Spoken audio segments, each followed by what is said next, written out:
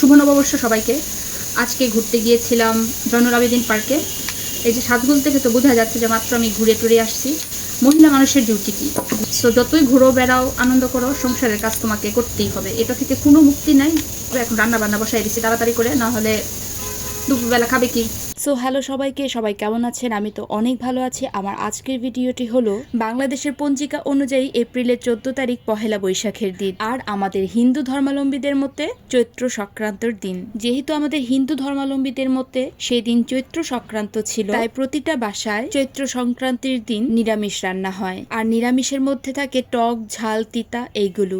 আর সেই দিন সকালবেলা সাজুগুজু করে চলে গিয়েছিলাম ময়মনসিংহের জয়নুল আবেদিন পার্কে। সৃজা আর ত্রিধাকে নিয়ে বাচ্চাদেরকে ঘুরিয়ে নিয়ে আসতে আসতে প্রায় 1টা বেজে গিয়েছে। এসেই সবার প্রথমে আম ডাল রান্না করেছি মটর ডাল দিয়ে। আর প্রতি চৈত্র সংক্রান্তির দিন প্রতিটা বাসায় তিতা শাক রান্না হয়, নিম তিতা, ঘিমা তিতা এইসব দিয়ে। তাই সেই তিতা শাক রান্নার জন্য ছোট ছোট করে কিছু বেগুন ভেজে নিচ্ছি, তাহলে তিতা শাকের তিতাটা একটু কম লাগে। আর বেগুন ভাজতে ভাজতে চলুন আপনাদের সাথে কিছু কথা শেয়ার করি।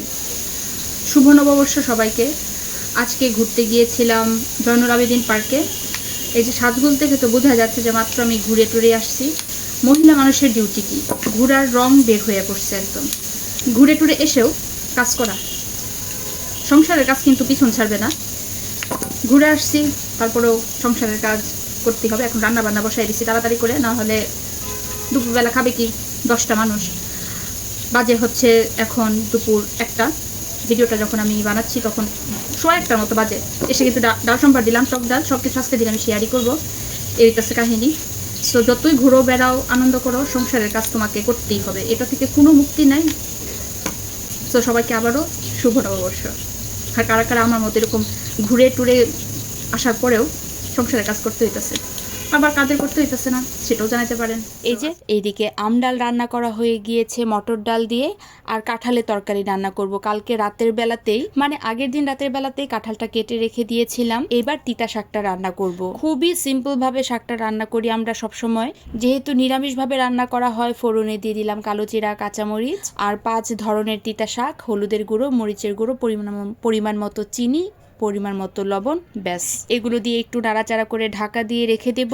ভাবলাম এর সাথে কিছু বেগুনিও ভেজে ফেলি, তাই একটু পাতলা পাতলা করে বেগুনটাকে কেটে নিয়েছি। আর এর মধ্যে হলুদের গুঁড়ো আর মরিচের গুঁড়ো, লবণ, চিনি মাখিয়ে রেখে দিচ্ছি। যেহেতু আরেকটা চুলা খালি যাচ্ছে, তাই ভাবলাম কাঁঠালটাকে একটু ভাজতে বসিয়ে দেই। মিডিয়াম আঁচে কাঁঠালটাকে ভাজতে একটু সময় লাগবে, তাই কাঁঠালটা কিন্তু আমি অল্প লবণ দিয়ে আগে সেদ্ধ করে নিয়েছিলাম, তাহলে কাঁঠালের যে কষটা সেটা চলে যায়। এরপর পরিমাণ মতো হলুদের গুঁড়ো, মরিচের গুঁড়ো আর লবণ দিয়ে কাঁঠালটাকে একদম মিডিয়াম আঁচে ভাজবো। আর এদিকে দেখলাম যে শাকটাও মোটামুটি সেদ্ধ হয়ে গিয়েছে, আর তারপর ভেজে রাখা বেগুনটা দিয়ে দিব। ভালো করে নাড়াচাড়া করে শাকটাকে নামিয়ে ফেলবো। এদিকে দেখলাম আবার যে কাঁঠালটাও মোটামুটি ভাজাই হয়ে গিয়েছে, তো কাঁঠালটাকেও নামিয়ে ফেলবো, শাকটাও হয়ে গিয়েছে। এই ফাঁকে বেগুনিটা ভেজে ফেলবো। বেগুনি ভাজতে ভাজতে আমাকে বলে ফেলুন তো আমার এই ভিডিওটা কারা কোন জায়গা থেকে দেখছেন, আর ময়মনসিংহ থেকে কারা দেখছেন তারা কিন্তু অবশ্যই আমাকে কমেন্ট বক্সে জানাবেন। ভিডিওটা ভালো লেগে থাকলে অবশ্যই সবাই লাইক আর কমেন্ট করবেন, আর আমার পেজটাকে লাইক বা ফলো করে দিতে কিন্তু একদম ভুলবেন না। আর কাদের বাসায় চৈত্র সংক্রান্তির দিন নিরামিষ রান্না করা হয়, এসব তিতা, টক, ঝাল টাইপের খাবার রান্না করা হয়, আমাকে কিন্তু অবশ্যই কমেন্ট বক্সে জানাবেন। এই যে এদিকে আমার সবগুলো বেগুনি রান্না একদম কমপ্লিট। এবার আমি শুধু কাঁঠালের তরকারিটা রান্না করব। কাঁঠালের তরকারি রান্না করার জন্য আমি বড় বড় করে কিছু আলু আগে থেকে সেদ্ধ করে নিয়েছি, আর ফোড়নে দিয়েছিলাম দারচিনি, এলাচি, শুকনো মরিচ, গোটা জিরা, তেজপাতা, গোলমরিচ আর লং। আর টুকরো টুকরো করে আলুগুলো, সেদ্ধ করে রাখা আলুগুলো দিয়ে দিয়েছি। পরিমাণ মতো লবণ দিয়ে এগুলোকে ভালো করে ভেজে তারপর রোজকার যে মশলাগুলো থাকে, হলুদের গুঁড়ো, মরিচের গুঁড়ো, জিরার গুঁড়ো আর পরিমাণ মতো একটু চিনি দিয়েছি। কাঁঠালের তরকারিটা যেহেতু নিরামিষ রান্না, কাঁঠালের তরকারিটা একটু মিষ্টি মিষ্টি হলেই ভালো লাগে। আর একদম ফুটন্ত জল গরম দিয়ে এই আলুটাকে ভালো করে সেদ্ধ করব, প্লাস মশলাটাকে ভালো করে কষাবো।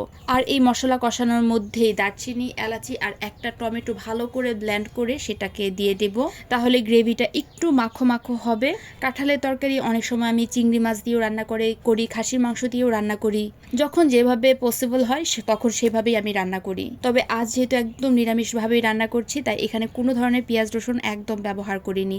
এই তো মশলাগুলো কষানো হয়ে গিয়েছে, ভেজে রাখা কাঁঠালগুলো দিয়ে দিলাম। ব্যাস, পরিমাণ মতো লবণ, চিনি এগুলো সব চেক করব, আর ফুটন্ত জল গরম দেবো এগুলো ভাজা ভাজা করার পরে। আমার কিন্তু মোটামুটি রান্না বান্না একদমই কমপ্লিট হয়ে গিয়েছে। পরিমাণ মতো ঝোল দিয়ে দিব। আর কাঁঠালটা আর আলুটা ভালো করে সেদ্ধ হয়ে গেলে তারপর আমি এখানে কিছু আস্ত কাঁচামরিচ বা ফালি করে রাখা কাঁচামরিচ আর পরিমাণ মতো একটু ঘি দিয়ে দেব। ঘি কিন্তু সব রান্নার আর নিরামিষ রান্নার স্পেশালি স্বাদ অনেক গুণ বাড়িয়ে দেয়। ব্যাস, রান্নাবান্না কমপ্লিট। আবার সবাইকে জানাই শুভ নববর্ষ। আমাদের বাসায় চৈত্র সংক্রান্তির দিন প্রতি বছরই নিরামিষ রান্না হয়। আর যেই বছর হিন্দু পঞ্জিকা অনুযায়ী আর বাংলাদেশি পঞ্জিকা অনুযায়ী পহেলা বৈশাখ একই দিনে পড়ে, সেই বছর আর ঘুরতে যাওয়া হয় না। এবার ঘুরে টুরে এসে এই যে সব কিছু রান্নাবান্না করে ফেললাম। সো আজকের ভিডিওটা এই পর্যন্তই। কয়টা আইটেম রান্না করেছি অবশ্যই কমেন্ট বক্সে জানাবেন। So tata.